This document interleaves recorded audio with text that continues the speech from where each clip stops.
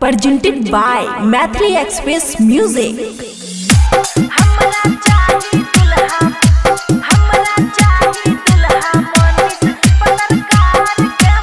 खुशी recording studio बलुआहा। Police दरोगा नहीं थानेदार के मम्मी, पुलिस दरोगा नहीं थानेदार के मम्मी, हमरा चाही दुल्हा मनीष पत्रकार के मम्मी, हमरा दुल्हा चाही मनीष पत्रकार के मम्मी।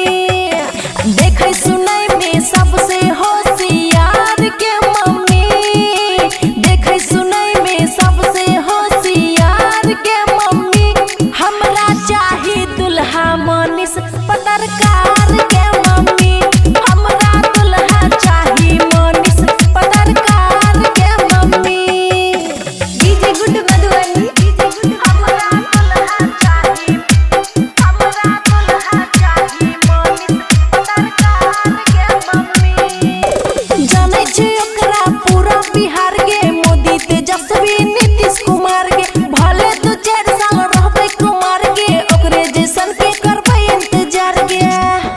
गई मम्मी सुन न, हाँ जानै छै ओकरा पूरा बिहार के, मोदी तेजस्वी नीतीश कुमार के, भले 2-4 साल रहबै कुमार के, ओकरे के जैसन करबै इंतजार के। डॉक्टर इंजीनियर नहीं कलाकार के मम्मी, डॉक्टर इंजीनियर नहीं कलाकार के मम्मी, हमरा चाही दुल्हा मनीष पत्रकार के मम्मी, हमरा चाही दुल्हा मनीष पत्रकार के मम्मी। डीजे गुड मधुबनी, हमरा चाही दुल्हा, हमरा चाही दुल्हा मनीष पत्रकार के मम्मी।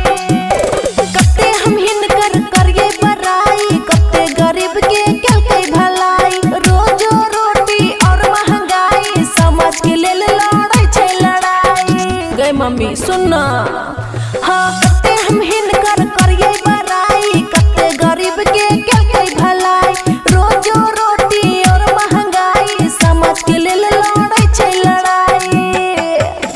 बबुआ राहुल जेहन ईमानदार के मम्मी, बबुआ राहुल जेहन ईमानदार के मम्मी, हमरा चाही दुल्हा मनीष पत्रकार के मम्मी, हमरा चाही दुल्हा मनीष पत्रकार के मम्मी।